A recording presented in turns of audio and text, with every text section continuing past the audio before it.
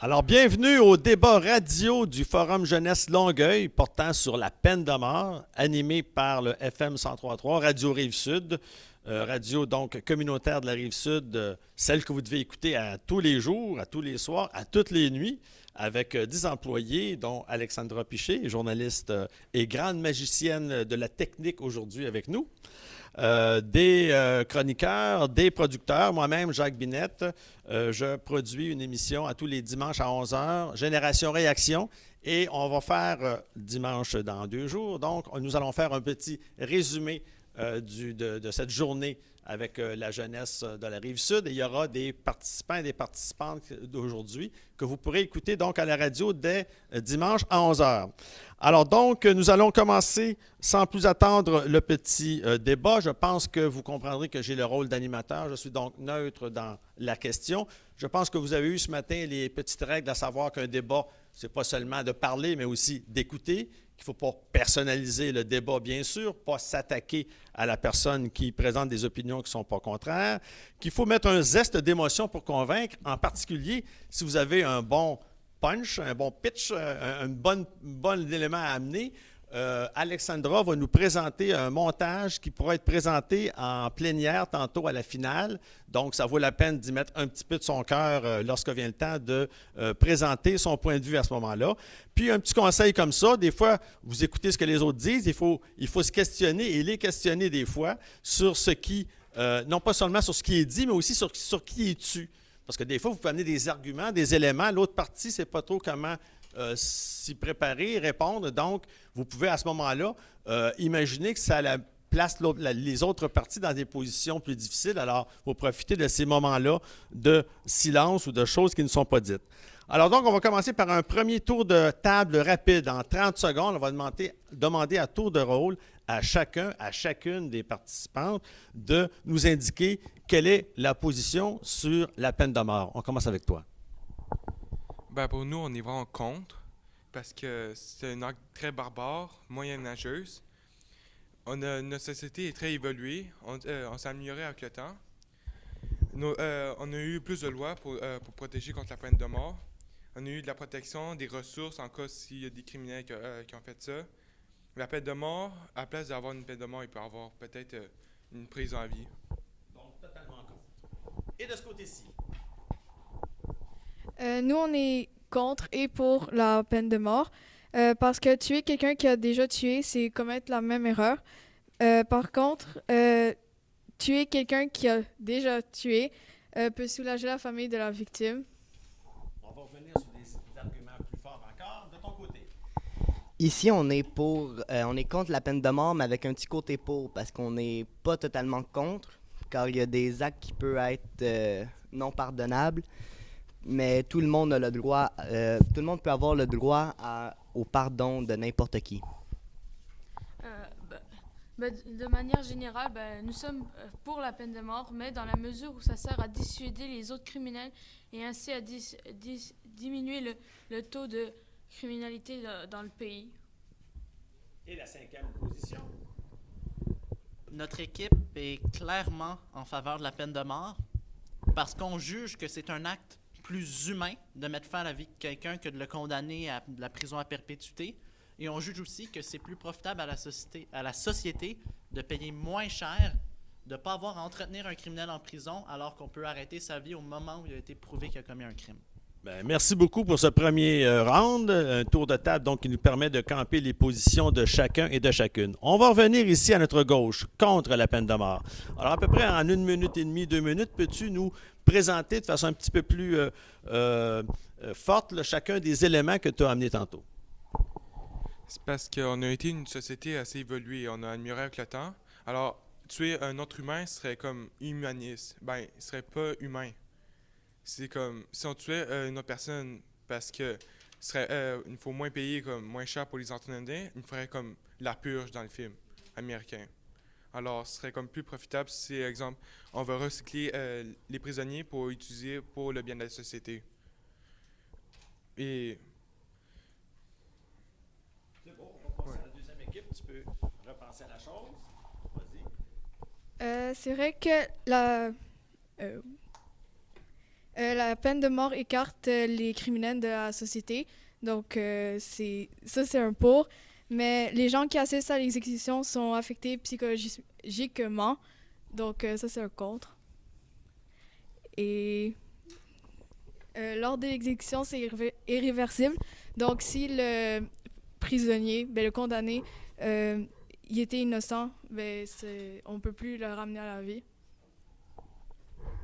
Donc, des éléments pour, des éléments contre. De ton côté, Pourquoi tuer une personne et démolir sa famille, malgré que, oui, il a tué une autre personne, démoli sa famille, mais pourquoi encore faire plus de victimes alors que, pour lui, la peine de mort serait un soulagement, tandis que la prison lui permettrait de comprendre ce qu'il a fait, la gravité de la situation et pouvoir être réaccepté par la société en agissant de bonne manière. parfait. De nouveau, toi, qu'est-ce que tu as à nous dire là-dessus? Nous, comme on parlait de peur, alors ça pourrait empêcher certains crimes d'avoir lieu si le criminel se sent menacé de sa propre vie. Mais aussi, si c'est un meurtrier ou série et qu'il a fait déjà 2 meurtres ou plus, il serait mieux de le tuer avant qu'il fasse d'autres victimes. Alors, comme ça, sa vie serait peut-être utile à éviter que d'autres personnes meurent. Finalement, tuer des criminels qu'on est sûr de l'avoir tué, ça permet de vider les prisons. Car si un meurtrier tout seul, on va devoir le libérer au bout de quelques jours parce que les prisons se remplissent et se remplissent. Il faut toujours les relibérer. Et si on tue ces criminels-là, ça permet de faire de l'économie pour vider ces prisons-là et utiliser l'argent du gouvernement à d'autres choses au lieu d'investir de l'argent dans les prisons. Très, très clairement expliqué. 2 micros en même temps, fantastique. Bon, nous, on a dit que c'était humain. C'était plus humain que de laisser quelqu'un 50 ans, 25 ans en prison où il sait qu'il ne pourra pas avancer, qui est condamné à rester là, puis qu'il n'y a pas d'avancement possible dans sa vie. C'est plus humain, c'est lui rendre service que de l'arrêter.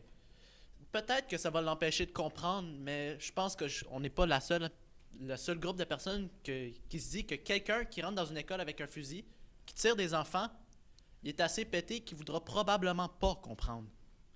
Il y en a qui vont dire que c'est moyenâgeux, mais pourtant, l'endroit où la technologie est le plus avancée sur Terre, le Japon, applique encore la peine de mort. Fait que dire que c'est moyenâgeux, je trouve ça...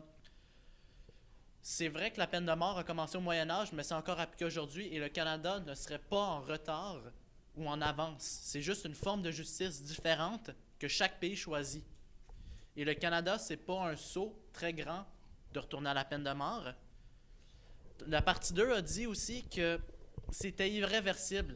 Mais si jamais la personne est condamnée en prison, les dommages psychologiques qu'il va avoir reçus là, ça ne sera pas réversible non plus. Il va les avoir passés les 10-15 ans en prison. Même s'il est prouvé innocent après, il va les avoir, les séquelles. Donc, c'est pour ça que nous, on dit que c'est plus humain, en plus de coûter moins cher. Merci de ce point de vue. Alors, c'est intéressant de voir donc comment les choses peuvent varier. Maintenant, je voudrais arriver ici du côté gauche à ceux qui sont contre la peine de mort. Il y a une dame ici qui a expliqué là, l'effet dissuasif si j'ai bien saisi ton point de vue, l'effet dissuasif que peut avoir la peine de mort contre quelqu'un. Est-ce que tu penses que c'est un élément qui est à tenir compte, dont on doit tenir compte dans la question de la peine de mort?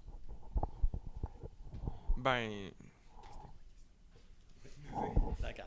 Alors donc, la question de l'effet dissuasif, de savoir que quand il y a une peine de mort, les gens vont y penser à 2 fois avant de commettre un crime ou commettre un geste irréparable. Oui, mais la peine de mort, on a fait pendant des centaines de milliers d'années, même jusqu'au début de l'histoire de l'humanité. Il y a encore toujours des meurtres, il y a encore toujours des personnes qui tuent des mondes. Alors, même si on s'applique la peine de mort, ça va réduire des personnes, ça va les dissuader. Mais il va y avoir quand même des meurtres dans le monde. C'est mieux aussi, même si on a des séquelles pendant la prison, c'est mieux d'avoir des séquelles, des petites séquelles, parce qu'on a aussi des traitements, des ressources pour les prisonniers, pour les aider. Mais c'est mieux avoir des séquelles que mourir, que plus vivre. Moi, j'aurais une question pour les trois qui sont ici, là. Est-ce que, dont la position peut varier dépendant des différents éléments. L'aspect financier, est-ce que ça doit vraiment entrer en ligne de compte dans votre décision d'appuyer ou pas la peine de mort? Est-ce que la vie humaine n'est pas quelque chose qui, de toute façon, est au-delà de l'aspect financier? Ben, c'est sûr que quand on tue une personne, limite, oui, on sauve quelques dollars, mais est-ce que ça en vaut la perte d'argent de sauver une famille d'une dépression à cause qu'un de leurs êtres chers, malgré qu'il soit tueur, voleur, violeur, vendeur de drogue, peu importe, cette famille-là a tissé des liens avec eux, puis est-ce que l'argent a rapport là-dedans? Je suis prêt à débourser des 1000, 2000, 5000 dollars pour sauver tout simplement l'estime de cette famille-là, puis pour sauver leur mentalité, on peut dire, parce que ça fait un choc. On va passer à la pause, mais toi-même, qu'est-ce que tu penses de la question de la valeur de la vie humaine par rapport aux questions financières que certains peuvent amener? Je pense que l'argent ne devrait pas influencer le choix.